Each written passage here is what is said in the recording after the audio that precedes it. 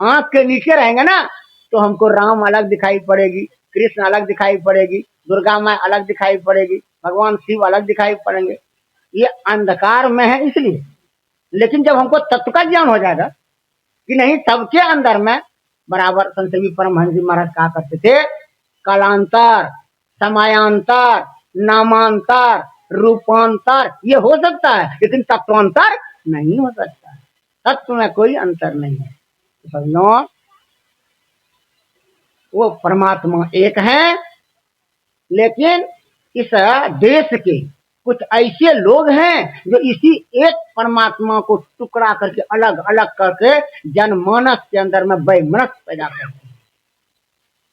इसलिए गुरु महाराज ने कहा, यदि मोटी और बाहरी बातों को तथा पंथाई भावों को हटाकर विचारा जाए और संतों के मूल एवं सार विचारों को ग्रहण किया जाए तो यही सिद्ध होगा कि सब संतों का और हमारा देश संतों, ऋषि और महर्षियों की। लेकिन आज संत नहीं है, आज कथावाचक, आज कहानी कह रहे हैं, आज कथा कहानी कह करके लोगों को लुभा रहे हैं, लेकिन तत्व ज्ञान नहीं दे पा रहे हैं। तत्व ज्ञान तो जो संत पहुंचे हुए हैं, जो साधन के पराकाष्ठा पर पहुंचे हुए हैं, जिन्होंने नाम और रूप को पार किया है, सजनों, वो संत है और वही आपको भक्ति का मार्ग बता सकते हैं। आपको कौन बताएंगे भक्ति का मार्ग? आप जाते हैं तीर्थ करने के लिए, दुनिया जाते हैं, क्या नतीजा होता है? हमारे देश के बाकी जो है चौराहे पर हैं, भारतीय हमारे चौराहे पर हैं। कोई निर्णय करते हैं हम राम की भक्ति करेंगे, कोई निर्णय करते हम कृष्ण की भक्ति करेंगे, कोई निर्णय करते हम शिव की भक्ति करेंगे, कोई कहते हम दुर्गा काली की भक्ति करेंगे। ये अलगाव क्यों, जब तत्व एक ही है? जब तत्व एक ही है फिर अलगाव क्यों? और अलगाव के चलते आज दंगा फसाद सब हो रहा है। ये चंद स्वार्थी लोग ऐसा कर रहे हैं, उनको ज्ञान देना चाहिए। आज भगवान श्री कृष्ण ने क्या कहा अर्जुन को? अर्जुन, अज्ञानी लोग मुझे द्वारकाधीश कहते हैं। अज्ञानी लोग मुझे द्वारकाधीश कहते हैं। अर्जुन कहते तो हम भी तो जानते हैं आप द्वारकाधीश हैं। कहा तुम भी हमको द्वारकाधीश ही कह रहे हो? कहा तो आप रहते कहाँ? कहा सुनो, ये अज्ञानी लोग ऐसा जानते। अज्ञानी पुरुष के लिए न तत्र भास्यति सूर्यो न शशांको न पावकः तत्र गत्वा नो निवर्तन्ते तद्धाम परमम् मम।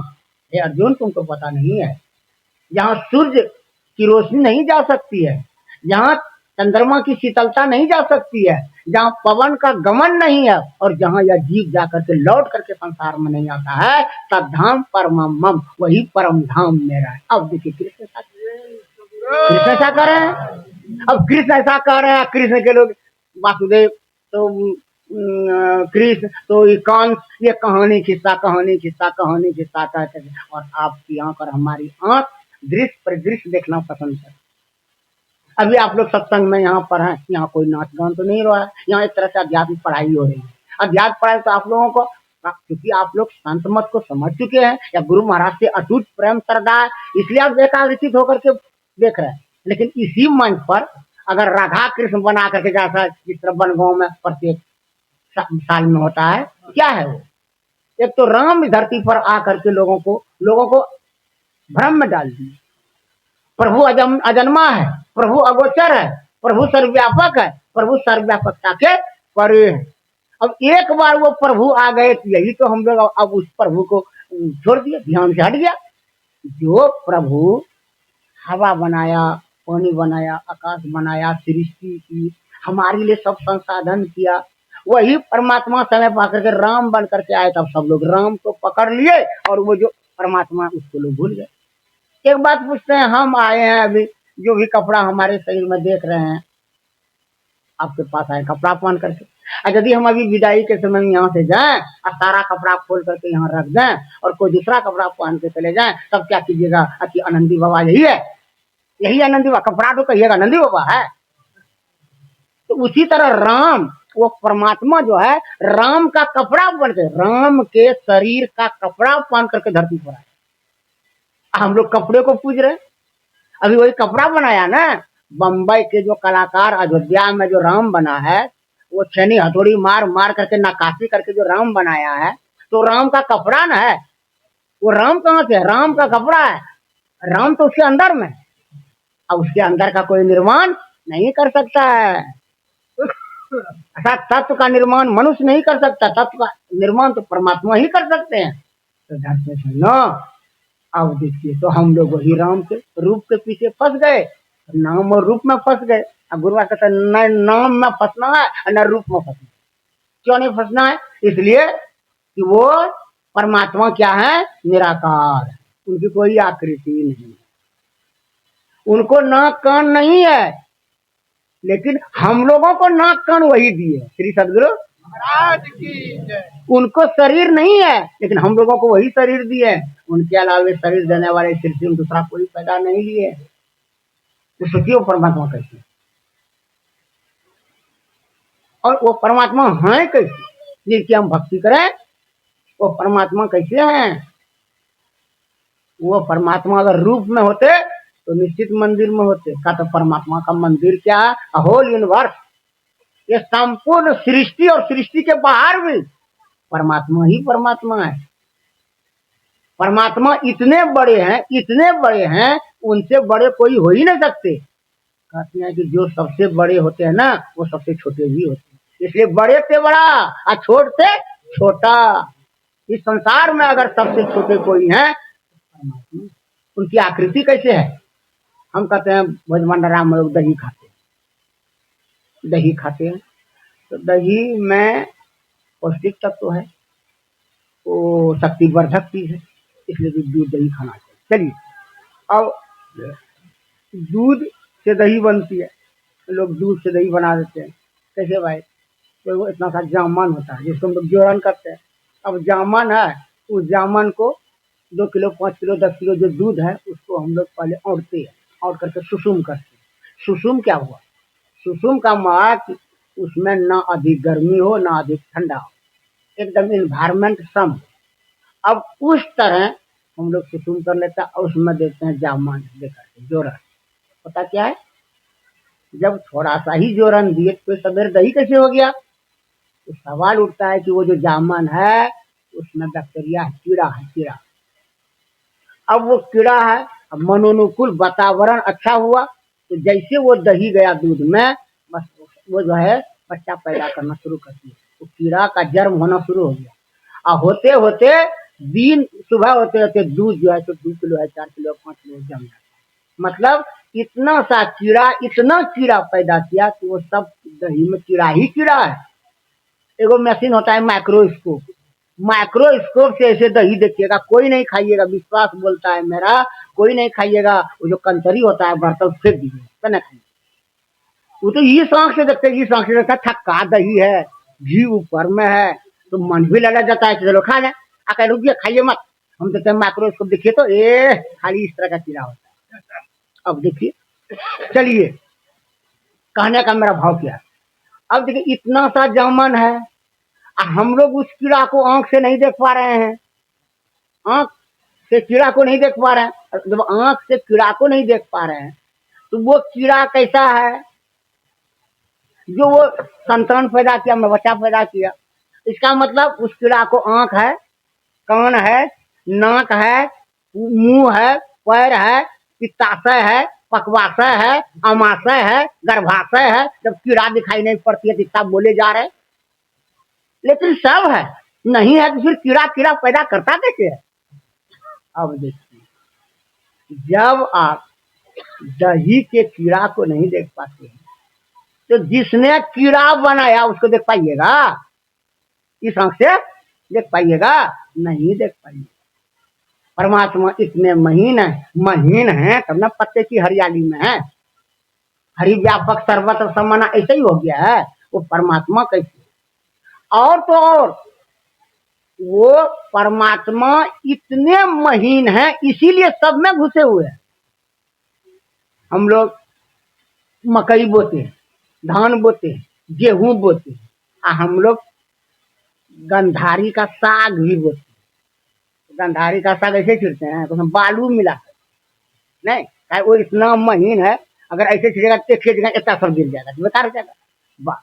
कहने का मतलब वो उसमें बालू दिया जाता है क्योंकि वो बहुत महीन होता है। परमात्मा हमारे कितने महीन हैं सृष्टि के कण कण में, छोड़ दिए परमात्मा। और आप कैसे हैं? आप कैसे हैं, हाथी विशाल जानवर है, तो उसके अंदर में हाथी के हिसाब से बड़ा आत्मा होगा। अब मच्छर बहुत छोटा है, तब तो मच्छर के शरीर के आकृति के हिसाब से छोटा छोटा आत्मा होगा। तत्व एक है, तत्व दो नहीं हो सकता, यही तो समझना। तो जब वह तत्व है तो उसको हम देखें कैसे?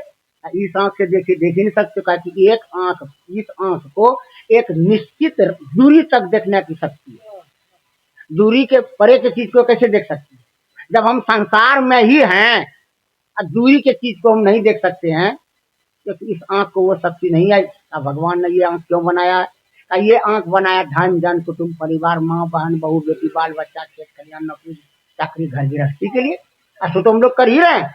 ये आंख नहीं होती पढ़ लिख नहीं पाते, ये आंख नहीं होती आप संसार नहीं चला पाते, आप नौकरी चाकरी नहीं कर पाते, खेती गृहस्थी नहीं कर पाते, अपना जीवन दिनचर्या नहीं बढ़िया से गुजार पाते। तो भगवान ने संसार को देखने के लिए, संसार की चीज को अनुभव करने के लिए आंख दिए। इस आंख से आप परमात्मा को नहीं देख सकते। हम लोग सब इसी आंख से, पर इस आंख से आपको मंदिर मिलेगी, मंदिर के ऊपर मंदिर में मूर्ति मिलेगी, अब मूर्ति के ऊपर चढ़ा चढ़ा मिलेगा, भीड़ मिलेगी, पंडा मिलेंगे, परंतु जिस तत्व को आप खोजने गए हैं वह तत्व आप मिलेगा तो आपके शरीर के अंदर में, आपके अंदर में ही। इसीलिए शिव जी की पूजा में देखते हैं, पहले ही लोग कहते हैं कर्पूर गौरम करुणावतारम संसार सारंग भुजगेंद्रहारम। अब सदा वसंतम कहाँ है? मंदिर में लिखा हुआ है, मस्जिद में लिखा हुआ है, जब घर में लिखा हुआ है, बासुकीनाथ में लिखा हुआ है कर्पूर गौरंग करुणावतारम। अब करुणा के अवतार हैं, अब संसार के सार हैं, देवादिदेव महादेव संसार के सार हैं, भुजगेंद्रहारम। आपके गले में सर्प विराजमान है। ऐसे त्रिलोकीनाथ भवानी सहित पार्वती सहित कहाँ रहते हैं? भवम भवानी कहाँ रहते हैं? हृदय, इस शरीर के अंदर में हुआ है। तो नाम और रूप के फेरे में अगर पड़िएगा तो आपको देवघर जाना होगा, आप काशी वृंदावन जाना होगा। अगर ये नाम और रूप से ऊपर उठना चाहते हैं, उस ईश्वरत्व को प्राप्त करना चाहते हैं, शिव को नहीं बल्कि शिव तत्व को प्राप्त करना चाहते हैं, दुर्गा नहीं दुर्गा के तत्व को प्राप्त करना चाहते हैं, राम नहीं राम के तत्व को प्राप्त करना चाहते हैं, तो आप अपने तत्व को देख लीजिए, अपने तत्व को देखिए। स्वामी विवेकानंद जी महाराज ने लिखा है, जैसे रवि के तेज से देख पड़े रवि जात, वैसे ही आत्म तेज से आत्म रूप रखा। जैसे सूर्य की रोशनी से ही सूर्य को देखा जाता है। अभी सूर्य है, कोई कहे कि अभी सूर्य नहीं है, नहीं अभी सूर्य है, अरे सूर्य अभी से ओझल हो गया है, लेकिन सूर्य तो अभी भी है। सूर्य न कभी उगता है न कभी डूबता है, पृथ्वी घूम रही है। अब देखिए अभी हम सूरज को नहीं देख पाते हैं, लेकिन जैसे ही सवेर होगा तो हम सूरज देख रहे हैं। कैसे सूरज देखे? तो सूरज की रोशनी से ही सूरज को देखे। हमारे आंख में अगर रोशनी होती तो अभी भी सूरज को देख लेते। जब सूरज उदय होता है तो उसकी चमक हमारे लेंस में जाती है। तो किसकी चमक? उस सूरज की चमक, तब ना हम देख लेते हैं। तो सूर्य को सूर्य की रोशनी, इसी तरह अपने आत्म तत्व से ही परमात्म तत्व को जाना जाता है। इसी शरीर से, इसी शरीर में वह तत्व है, उसी तत्व से खोज करना ईश्वर का। अब कैसे करना है भाई? कहा आंख के नीचे संसार है, ये आंख के नीचे संसार है, इसी के अंदर में मोह है, माया है, तृष्णा है, लोभ है, काम क्रोध है, जितना भी सद्विकार है, पंच पाप है, 5 विषय है, ये सब आंख के नीचे ही है। तो जब आंख के नीचे, हम आंख के नीचे रहे क्यों? ईश्वर को खोजना है तो हमको आंख से ऊपर जाना होगा। जनो इसलिए गुरु महाराज ने कहा निज तन, निज तन। खाली कहते तन, तो तन कहते ना खाली, तो हम देखते विवेका जी के तन में, विवेका जी देखते हमारे तन में, तो दोनों गड़बड़ा जाते। कहा निज मन अपने अपने तन, निज तन में खोज सज्जन। ये दुनिया के लोगों परम पुरुष परमात्मा को पाना चाहते हैं, उस तत्व का पहचान करना चाहते हैं, तो खोजना होगा आपको शरीर के अंदर। निज तन में खोज, बाहर न। परहेज भी किया है। आप होम्योपैथ दवा करते हैं, कोई दवा करते देखते हैं टीका लिख देने के बाद कहते हैं खट्टा मीठा टीका नहीं खाइएगा जी, भारी कम नहीं कीजिएगा जी।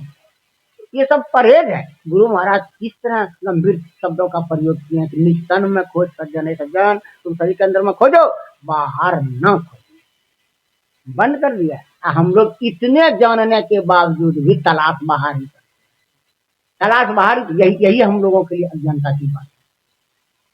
अब तो कहते हैं कि अपने ही तन में हरि है ना, अपने ही घट में हरि है। मतलब साफ तौर से स्पष्टता की देखी हुई बात है। गुरुवार देख चुके हैं, गुरुवार देख चुके, इसलिए गुरुवार हम लोगों को दिखाते हैं। अपने ही घट में हरि है, अपने में। अब खोजें कैसे, खोजें कैसे? तो कहते हैं खोजने के लिए आपको युक्ति चाहिए ना। तो पागल की तरह खोजोगे किस तरह? एक लड़का पढ़ने में बहुत तेज था, बहुत तेज था, बहुत पढ़ते पढ़ते पढ़ते पढ़ते ही मैं नौकरी का तलाश किया किया, बहुत खोजा, वैकेंसी निकाला, कंपटीशन में बैठा, सफलता नहीं मिली। नहीं मिली ना, तो ये जो है दिमाग संतुलित खो दिया, संतुलन को खो दिया दिमाग, और संतुलित हो गया। अब असंतुलित हो गया तो पागल हो गए। असंतुलित मतलब दिमाग बैलेंस होने पागल। अब पागल जिज्ञासा क्या थी? हमको नौकरी लेके रहना, नौकरी हमको लेके रहना। तो लेके रहना जिसमें तुम संतुलन में था बाबू, उस समय तो तुम्हारा प्रयास ठीक है था, लेकिन अब तुम दिमागी संतुलन खो चुके हो, अब कैसे तुमको नौकरी मिलेगी? तो उसने क्या किया, देखिए पागलपन का परिचय। उसने क्या किया, 4 सेल का टॉर्च लिया, बड़का टॉर्च, सोचा तो बैटरी भर गई, बड़का टॉर्च है। अब सारी दुनिया के लोग सो जाते, उसके घर के लोग भी सो जाते थे, और टॉर्च लेकर के चौकी के नीचे, कोठी के नीचे, तो छत पर, तो नरवा के टाल में, तो घर के पिछवाड़े में खूब खोजता था। इसे पूछता था, अरे रे रे अरे ये तुम खोजते क्या हो रहे? तुमको पता नहीं हम कितना पढ़े लिखे हैं, हम नौकरी खोजते हैं ना, हम तो नौकरी खोजते हैं ना। आप लोग बताइए कैसे नौकरी मिलती है? क्या टॉर्च से खोज करके? संत महात्मा कहते वही दशा तो तुम्हारी है। ए मनुष्य, तुम भी ईश्वर खोज में जो यहाँ वहां भटक रहे हो, बस तू कहीं खोजे कहीं, कैसे पावे कोई, और रोपे पैर बबूल का तो आम कहाँ पे हो? आप व्रत में, आप तीरथ में, तमाम जगह आप ईश्वर को खोज रहे हैं, जबकि ईश्वर ने तुम्हारा शरीर भी बनाया है। आज भले जातिवाद संप्रदायवाद समूचा भारतवर्ष में हो, लेकिन हर एक के शरीर को ईश्वर छोड़ करके किसी ने नहीं बनाया है। यही ज्ञान तो विलोपित हो गया है। आज सब मनुष्य को लोग अलग अलग मानते हैं, वह यह है तो यह है, वह दलित है तो महादलित है, ये सवर्ण है तो ये अवर्ण है, ये पिछड़ी है। ये सब सुनने में भी अच्छा नहीं लगता है अध्यात्म जगत। ये सब कहाँ से आई? ये सब बात, हर मानव है भाई भाई, जातिवाद कहाँ से आई? सभी मनुष्य को परमात्मा न देखते हैं। महात्मा लोग जब बैठते हैं मंच पर क्या करते हैं? उपस्थित तमाम सज्जनों के अंदर में बैठे परमात्मा को मैं बारंबार प्रणाम करता हूं। का मन क्या हुआ? आप देख रहे हैं शरीर को, आप देख रहे हैं शरीर को, लेकिन मैं देख रहा हूं शरीर के अंदर के तत्व। हर एक के अंदर में लगता है कि परमात्मा, एकदम इसमें कोई संदेह की बात नहीं है। परमात्मा है, आप संतुलित हैं, परमात्मा है, आप जीवित हैं, परमात्मा है, बुद्धि काम कर रहा है, मन काम कर रहा है, शरीर काम कर रहा है, परमात्मा गायब, सब गायब।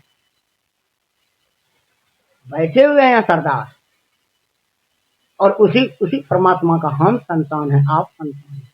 लेकिन यहाँ लोगों ने इतना बंटवारा कर दिया, इतना बांट दिया है कि आज आप मनुष्य से मनुष्य ही घृणा करता है। बताइए, किसी ने कहा human body is the temple of God. अब कहते हैं कि अरे यही परमात्मा का असली मंदिर है, ये मंदिर मेरे पास है, मैं इसी मंदिर में हूँ। अब तब बाहरी मंदिर में कोई जाते हैं, कहते हैं मंदिर छूट गया, इसको धो दो। कहाँ है उसका ज्ञान? उसका ज्ञान कहाँ है? तो दरअसल मूर्ति के पीछे सारा दिमाग, सारी जवानी और जीवन लगा दिया, तो दिमाग भी मूर्ति जैसा हो गया है। अध्यात्म ज्ञान कहाँ से आएगा उसको? अध्यात्म कहाँ से आएगा? इसे समझना, गुरु चाहिए तो चाहिए। इसलिए गुरु महाराज, अपना गुरु महाराज खत्म को भक्ति दीजिए। नव द्वारा न 10 चार इंद्रिय में, फक्सी खोयो तत्सा। 9 द्वार वाले शरीर में, इंद्रियों के घाटे में हम रह करके हम इंद्रियों का सुख ले रहे हैं। हम घड़ी पहनते क्यों? इसलिए कि हमको घड़ी पहनने के बाद हाथ देखते हैं ना, तो हमको बड़ा अच्छा लगता है। ये इंद्रियों का सुख है। आप कार पर चढ़ते हैं, ये आपका सुख है, ये विलासिता सुख है। आप आंख से टीवी देखते हैं, आंख का सुख है। आप बढ़िया बढ़िया गाना सुनते हैं, कान का सुख है। अब बढ़िया बढ़िया खाना खाते, जिह्वा का सुख है, और आत्मा का सुख, तन सुख, मन सुख, इंद्रिय सुख, सब दुख, यही दुख है। जिसने इस इंद्रियों का जितना जितना उपभोग किया है उसको उसी तरह की बीमारी हुई है। अब दुनिया को हमेशा देखते हैं। आप कभी आंख बंद करके 1 घंटा ध्यान नहीं किया, आंख बंद कीजिएगा तो देखने की शक्ति कुछ कमेगी कि नहीं कमेगी? ये बाह्य दृष्टि की शक्ति कमेगी, अंतर्दृष्टि की शक्ति खुलेगी। तो आप रात दिन देखते हैं, इसलिए आप मोतियाबिंद हो गया, चश्मा पहनना पड़ता है, क्योंकि इंद्रियों का सुख आपने लगा लिया है। जिह्वा का सुख, बढ़िया बढ़िया खाना खाए, बढ़िया बढ़िया खाना खाए, अब आपका लिवर डैमेज हो गया, अब शरीर काम नहीं करता है। बहुत जो खाना खाए, आप मांसाहारी नहीं है लेकिन मांस खाते। भगवान ने आपको सोच के बनाया कि मांसाहारी बना रहे हैं? अगर मांसाहारी बनाता तो 23.5 फीट ये अतड़ी जो है ना, आंत आंत देखिएगा, तो जब खसी पठा लोग काटते उसका आंत ले पकड़ के घिसिएगा ना, सागर रस्सी की तरह चल जाएगा वहां, यहाँ से वहां चल जाएगा। काय वो शाकाहारी है, शाकाहारी का आंत लंबा होता है, काय कि शाकाहारी घास भूसा खाते, साग सब्जी खाते, अन्न खाते, तो उसको पचने में कोई प्रॉब्लम नहीं है, कोई दिक्कत नहीं। तो उसका खाना पच करके और आसानी से वो सब आंत, बड़ी आंत छोटी आंत होते होते सब मल विसर्जन होता है। लेकिन कुत्ता का देखिएगा आंत बहुत छोटा है, कहते 5.5 फीट। अब जल्दी मांस खा करके जल्दी ऐसे घुल जाता है, पचना हो जाता है, उसको पच गया जल्दी से। हम लोग जो मांस खाते हैं, बताइए मांस जो खाए वो 23.5 फीट जो घूमेगा, और कहीं ना कहीं अगर मांस का कण सट करके रह गया तो वो घाव करता है, उसी का नाम अल्सर है। वही आगे होकर के उसका कोई इलाज नहीं, सब हो जाता है। घर पर इसलिए आपने जितना इंद्रियों का सुख होगा है, आपके बीमारी का कारण वही है, आपने प्रकृति के साथ छेड़छाड़ किया। आपको प्रकृति की तरफ शांत रहना, लेकिन आप छेड़छाड़ कर रहे हैं, इसीलिए करके आप अस्वस्थ हो रहे हैं। इसलिए गुरुदेव ने कहा, तन सुख, मन सुख, इंद्रिय सुख, सब दुख, तजी दे विषय, इस विषय को तज देना चाहिए। आंख को रोकिए गलत नजर की तरफ जाने, कान को रोकिए बुरी बात सुनने के लिए, मुंह को रोकिए गलत चीज बोलने के लिए, उससे रोकिए बोलिए। हम क्यों हम अब शब्द बोले, क्यों हम तीखी वचन बोले? बोली एक अमोल है, जो कोई जाने बोल, अहिए तराजू तोल के सब मुख माहर। सुनो, तो ये इंद्रियों और इंद्रियों के घाटे में पड़े हुए हैं। इंद्रियों के घाटे में पड़े हुए ना, तब आपको शिवलिंग दिखाई पड़ेगा, दुर्गा माँ दिखाई पड़ेगा, आपको आंख से दिखेगा, छुइए गया। लेकिन परमात्मा तो तत्व है, उस तत्व को तो आप छू ही नहीं सकते हैं, इस आंख से देख ही नहीं सकते हैं। आप न छू करके आप उसका वर्णन कर सकते हैं? क्यों नहीं वर्णन कर सकते हैं?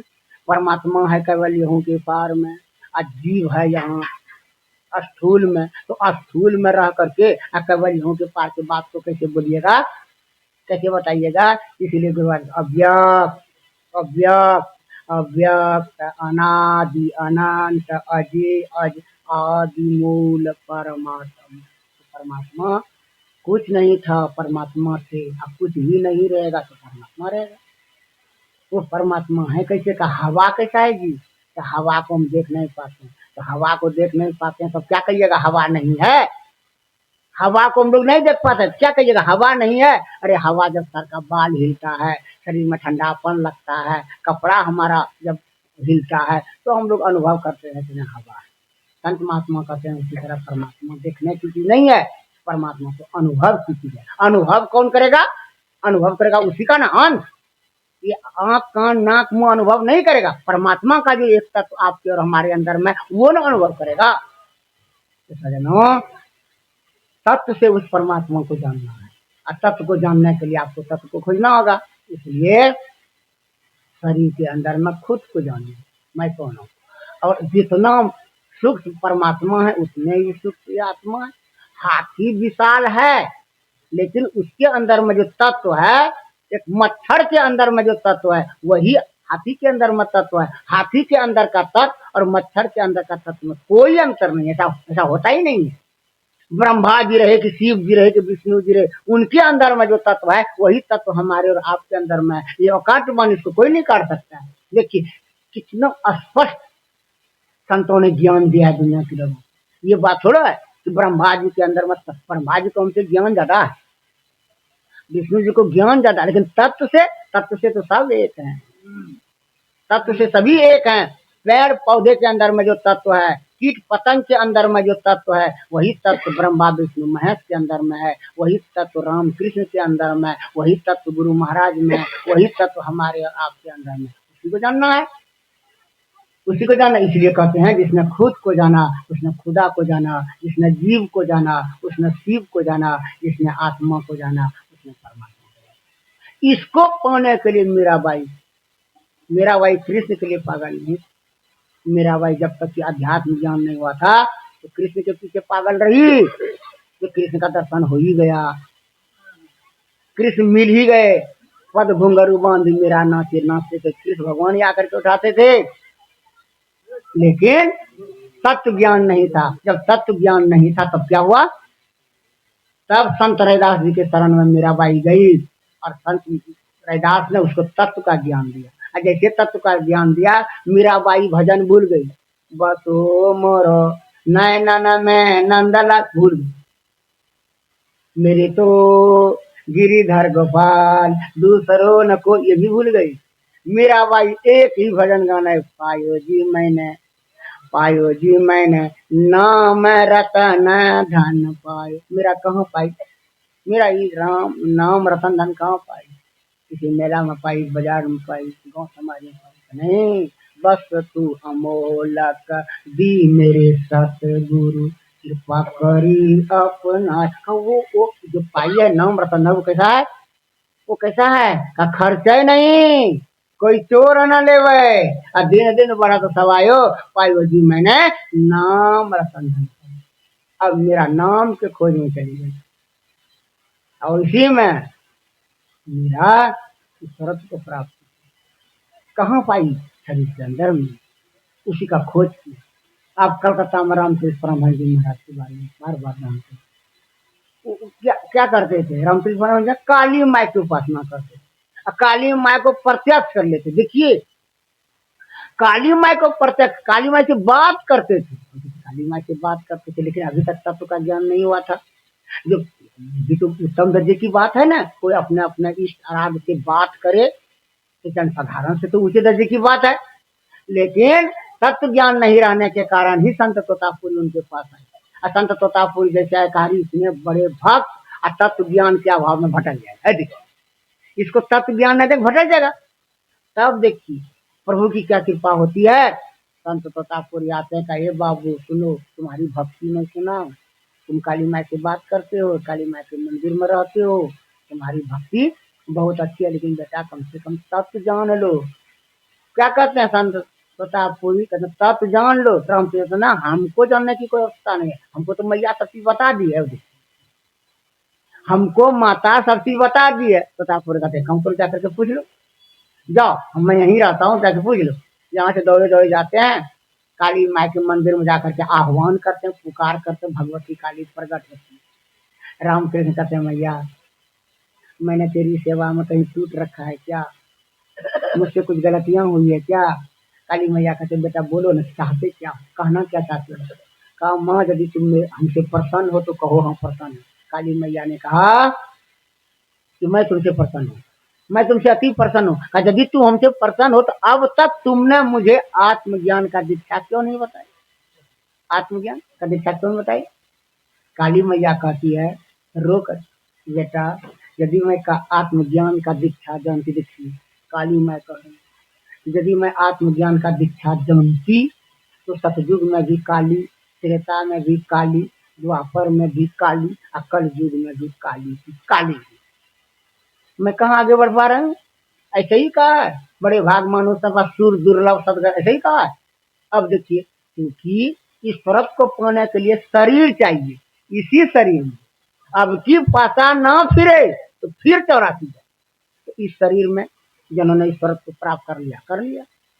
हमें प्रभु प्रभु हमें एक ही होई, द्वैत और द्वंद्व रहे नहीं कोई, अब मैं ही ऐसी आरती कीजिए, भव में जन्म बहुरी नहीं लीजिए। तो वो तो काली से हो नहीं पाई।